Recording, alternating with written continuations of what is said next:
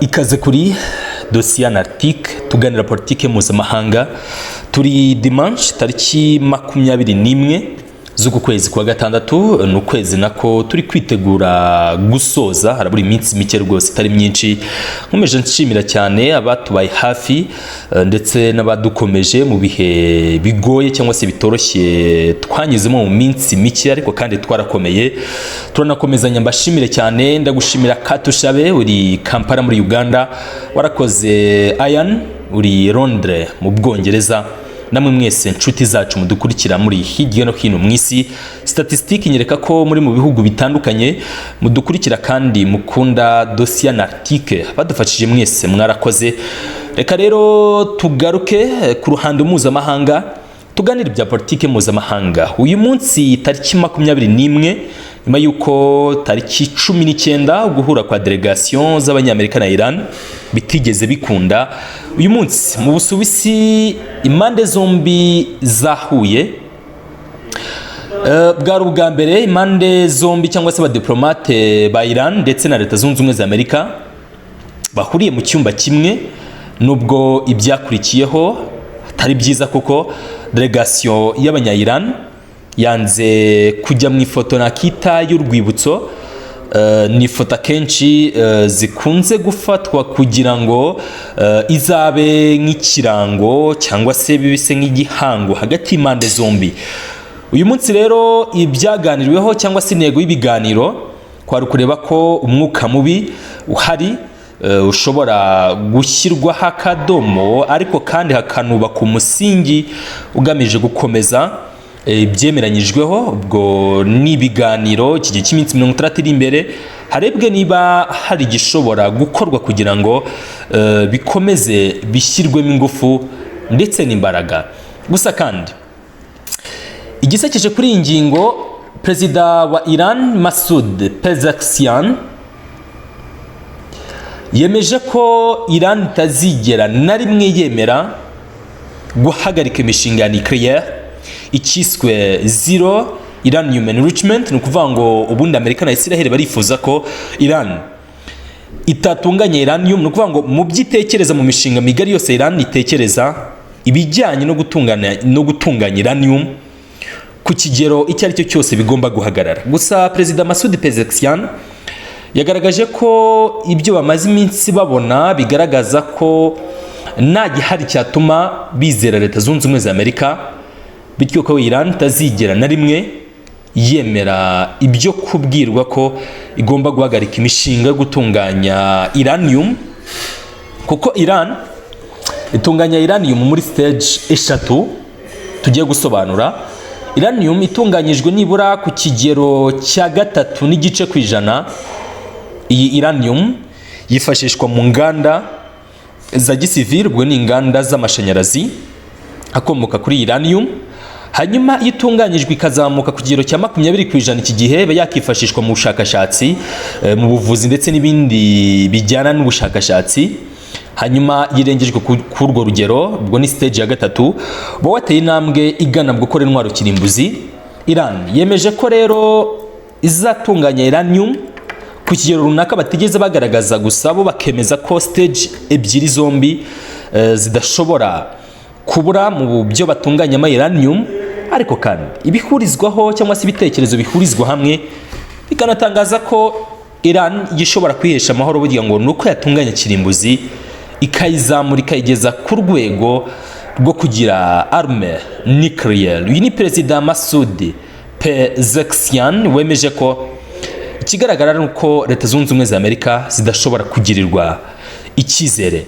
Ni mu gihe kandi Iran bivugwa ko muri iki gihe cyose bamaze bahanganye n'ibihugu byo mu burengerazuba bw'isi bitababujije kwiyubakira uruganda rushya ahitwa Katonabak. Uru ruganda rukaba rwarubatswe n'ibigo by'abanya-Iran.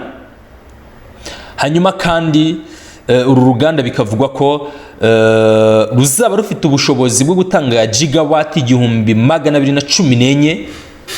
Uru ruganda rukaba rukiri kubakwa imbere muri Iran. Kigaragara nuko nukuva n'izi tribune muri kubona ibi byose byubatswe n'abanya-Iran from A to Z. na n'ubu kandi Uganda nyine amashusho muri kuyabona biracyari kujya mbere. Ni Iran ikomeje gushyira imbaraga muri ibi ibikorwa. Hanyuma navugaga ibyerekeye delegation y'abanya-Iran, dore ngizi intwaro Dr. Abbas Aragachi yamanukanye mu Busuwisi. Arahari Dr. Abbas Aragachi birumvikana ukuriye diplomasi y'abanya-Iran. Arahari kandi umuyobozi wungirije w'iki kigo cyitwa SNSC, ni ikigo gikomeye cy'abanya-Iran, kuko urebye muri delegation abantu bagiye bitwazamo na deja ni n'abantu b'ingeri zose, kubera ko iyi CNCC ubundi mu magambo arambuye ni Supreme National Security Council, ubundi cyangwa se ikitwa Supreme Council for National Security. Ni rumwe mu rwego rukomeye cyane imbere muri Iran, kuko ushaka bavuga ko ni urwego n'akanama gakuru k'umutekano hariya muri Iran. Hanyuma rero umuyobozi wungirije bita Baker Kani niwe wagiyeyo. Hanyuma reka nze ndebe uyoboye runo rwego, ndebe rwose munyihanganire gato, ndebe ninde uyoboye uru rwego, ariko mu gihe nyiri kumushaka ntago byatubuza kureba abandi. Hanyuma hano bajyanye n'umuyobozi wa banki yabo nkuru Abdul Nasser Hemati. Hanyuma ndabona umuntu uyoboye uru rwego ari perezida wa Iran Masoud Pezeshkian. Hanyuma ariko ibikorwa nyirizina bigenzurwa n'uwitwa Mohamed Bagher Zorigahad. Uyu niwe wasimbuye Ali Larijani wishwe, niwe wari uyoboye runo rwego. Ndabona rufitwe n'uwitwa Bagher Zorigahadi, ariko uyu mu president ubundi n'ubu uyoboye kano kanama. Hanyuma kandi bajyanye n'uwungirije ministre w'ububanyi n'amahanga Garibabad. Hanyuma kandi banajyana boss w'amavuta na gaze Hamid Bardi ukuriye nyine ministeri igenzura ibijyanye n'igitoro hariya muri Iran. Hanyuma ariko ikintu gisekeje ni iki, Perezida wa Leta Zunze Ubumwe za Amerika yavuze ko yateye ubwoba na delegation y'abanya-Iran. Hanyuma rero yababwiye ngo iki mu kanya yanditse ngo nukuvuga ngo nimwongera gufunga ubunigo bwa Hormuz, yabwiye delegation ko itari buze kuva mu Busuwisi, ati uko byamera kose kuza kuva hano mu Busuwisi biri buze kubagora, mu gihe cyose muri buze kwa mufunze ubwo bunigo bwa Hormuz. Trump yabyanditse nabyo nakaga n'ishyano kubona abadiplomate bitabiriye inama bakangishwa ko batari buze gutaha, kubera ko hari bimwe mu byo muri kumvikanaho mutabihurijeho, kubera ko urebye hari umupango wihisha hagati ya Amerika na Israel mu byerekeye bino biganiro. Hanyuma arababwira ati mushobora kudataha, ndetse akoresha amagambo atari meza. Ati yavuze ijambo think country, no kuvuga ngo ariko perezida wa Amerika nawe frankly speaking ubundi gukoresha ijambo kandi unpredictable ntago biba bihagije. No kuvuga ngo aha yabwiye delegation ko biri buze kubagora gusubira mu gihugu. Ubundi bakoresheje ijambo think country, uretse ko nabonye bigira ubusobanuro bwinshi. Ubundi bivuga ni igihugu cy'amahanga, uvuga ngo asa nk'uwabise abanyamahanga mu gihugu cyabo. Ati gusubirayo biri buze kubagora, ati ahangaha niho warize kutaba iwanyu. Uvuga ngo iyi delegation arayifata Bugwate. Bamwe bakavuga bati ni ya mikino yo kuri internet, ati biranashoboka ko ashobora kubishyira mu bikorwa, kubera ko yavuze ko uko byamera kose Iran yongera gufunga ubunigo bwa Hormuz. Mbibutsa ko ku munsi w'ejo ubunigo bwari bwongeye bwafunzwe bitewe no kutubahiriza amahame. Hanyuma ubunigo bwa Hormuz nibuza gukomeza kuba bufunze, aba diplomate nago bari buze gutana ko bitangaje. Nyamara biri kuba mu Gisiraheli kiri kurasa muri Liban. Hanyuma Trump yanavuze ko yavuga ira aba diplomate akababwira ko rimongera gufunga ubunigo bwa Hormuz igihugu cyaba zakirimbura. Ati aho binageze rwose biranagoye ko mushobora gusubira mu gihugu cyanyu. Iran ubunigo buracyafunze. Hanyuma rero mu magambo ati Iran must immediately stop their highly paid proxies in Lebanon from causing trouble. If they don't, we'll hit Iran very hard again, just like we did last week on Rwanda. Ati Iran ikindi mugomba gukora muhagarika ubufasha bwose muri kugenera iyi mitwe y'igisirikare mufasha muri Liban, ubwo ni Hezbollah. Bitabaye ibyo turi buze kubarasaho bikomeye. Ati turabarasaho nk'uko twabigenje mu cyumweru gishize. Nta kintu na kimwe kiri buze guhagarika ibitero byacu kuri mwe.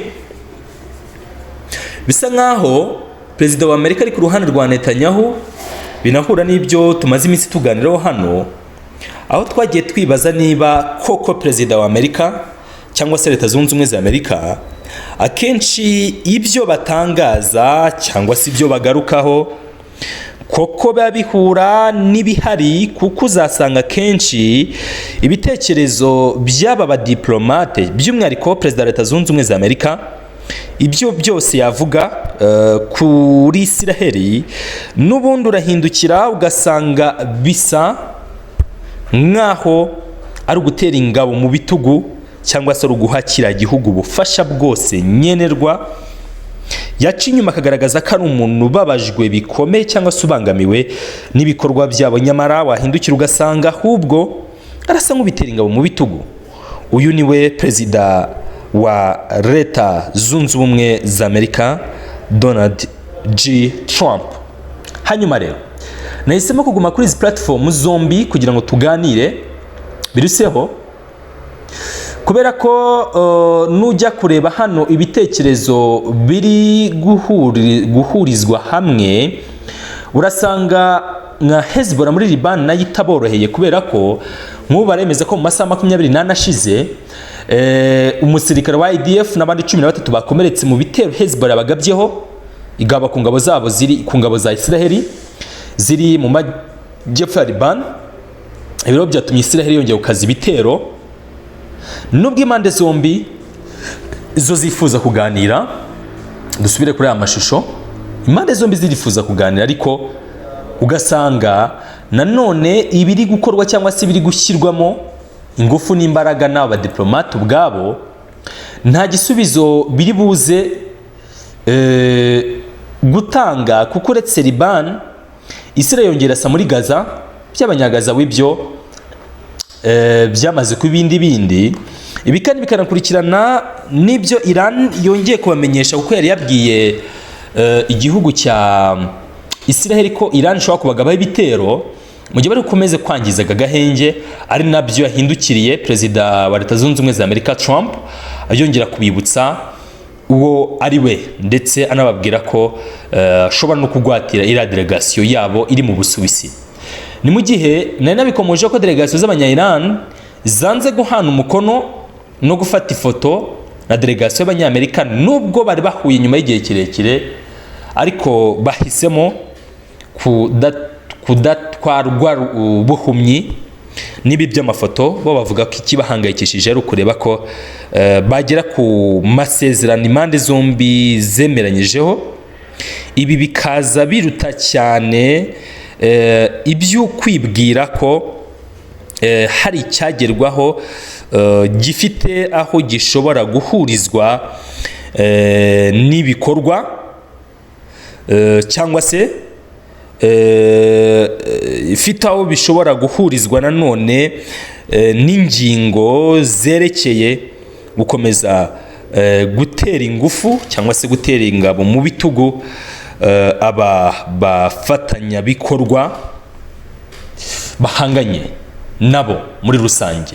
So munyemere rero ingingo twaganiragaho tuyigarukirije aha cyangwa se tuyisoreza aha, turazagaruka tuvuga kuri byinshi bitandukanye, kuko amakuru n'ibiganiro byo byacu abaragaruka. Mwakoze cyane kubana natwe. Blessings over blessings.